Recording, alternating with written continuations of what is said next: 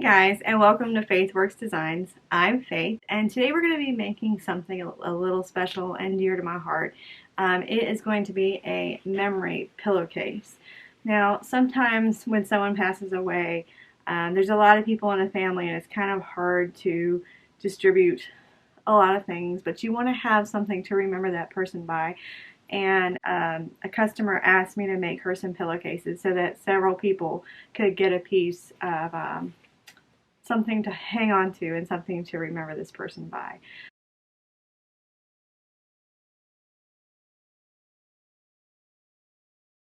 So today I'm going to be showing you guys how to take several shirts. Today what we're going to be doing is I'm going to be showing you how to take the front part of the shirts and the sleeves, how to make that into enough blocks so that you can make several pillowcases. You could also take this technique and make like a small throw. Everybody always asks me, Faith, how many t-shirts does it take to make a quilt, a memory quilt, or a blanket out of people's clothes? And it really, really depends upon the size of the t-shirts, the type of t-shirts. It just really depends. So today's video, I wasn't sure exactly how many shirts I was going to need, so I just did those pieces because hopefully in a future video there's going to be some teddy bears made out of the clothes as well. So I wanted to save the backs of the shirts so that I had plenty of material to work with.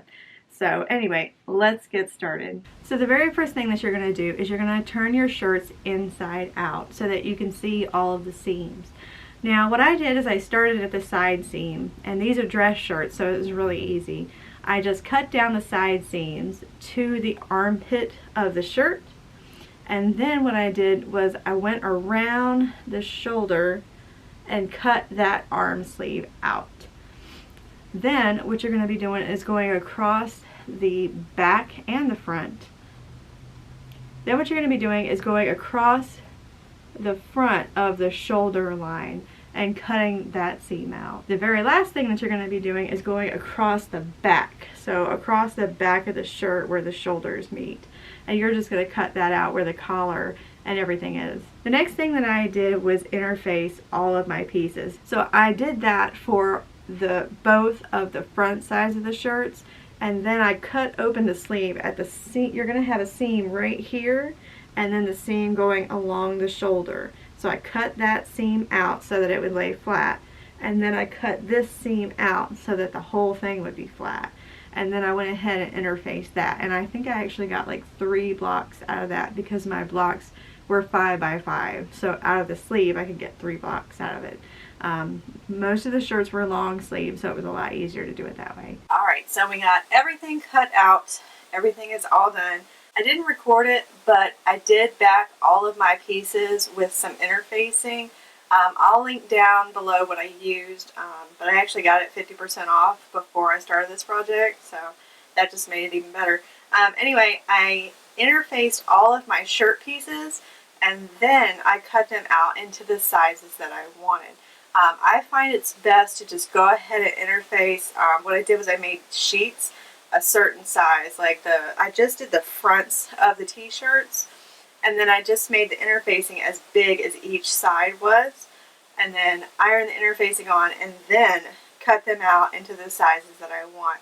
If you pre-cut and your shirts have a little bit of a stretch to it, you're going to end up with a bigger block. I just find that it's easier to just go ahead, interface everything, and then cut it. So now what I'm going to do is I'm going to take all of these and I'm going to make my gigantic piece.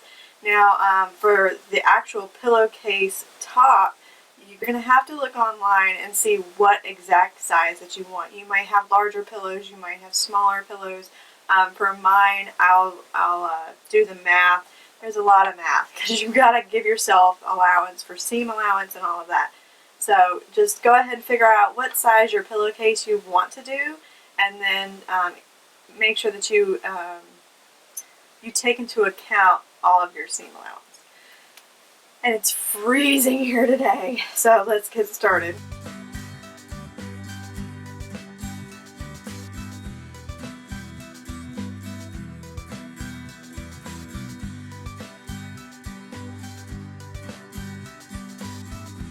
Alright, so I have finally decided to do my math.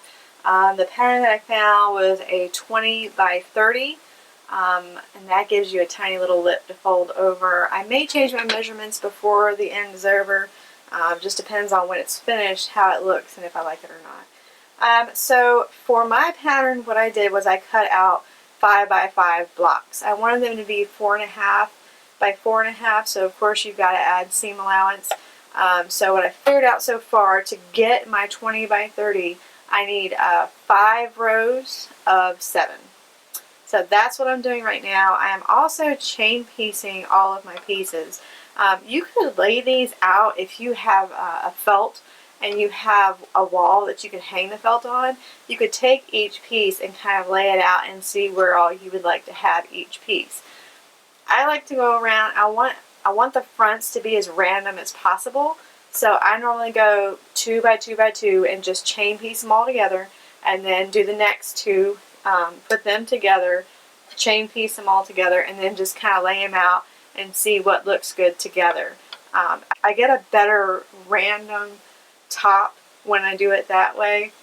You could just go in order constantly, but you might end up with some duplicates. So just be careful with that. You can also get duplicates if you're not paying attention to what you're doing. So far what I did was I chain pieced 2 together, and then I put those 2 together, and now what I'm going to do is put another 3 on, and then I'm going to make 5 rows of this, and that should make the top of my pillowcase. If it doesn't, I'll have to add some more, but for right now, my measurements that I've taken, it should be 5 by 7. Alright, so I was right. It's going to take 5 rows going this way and 7 going this way to make my pillow front. Alright, so the next thing you're going to do is I did all of my strips. I did 5, 7 strips. You get it. What I did for each strip when I was putting them together was the one of them I'm going to iron the seams going to the left, and the next one to the right, the next one to the left, the next one to the right. That allows you to have nesting seams, so that when you're doing your seams, this one's going to the left, this one's going to the right, so that when you're sewing over it, it's not, both of your seams aren't facing the same way and giving you a ton of bulk. So they lay nice and flat for you. There. So now I'm just doing putting 2 rows together, and then adding another row, and then adding another row, and then adding another row, and then I'm going to iron it so that all the rows are facing one way. So we're getting there. Alright, progress. Now I've got all 6 of my tops done. I don't know if I mentioned I was making 6 or what, but anyway, top's done. It measures 29 by 21. And then I've got a piece of fabric that's going to go on the back of this, because you can see all of my seam allowance on the back. I don't want that showing inside of the pillowcase. So what I'm going to do is I'm going to put this on the back of that, and that way that's kind of like a lining for the top. And then what I did was I cut out another piece of black fabric, 21 by, what did I say? The first one was 29.5. It was 30.5.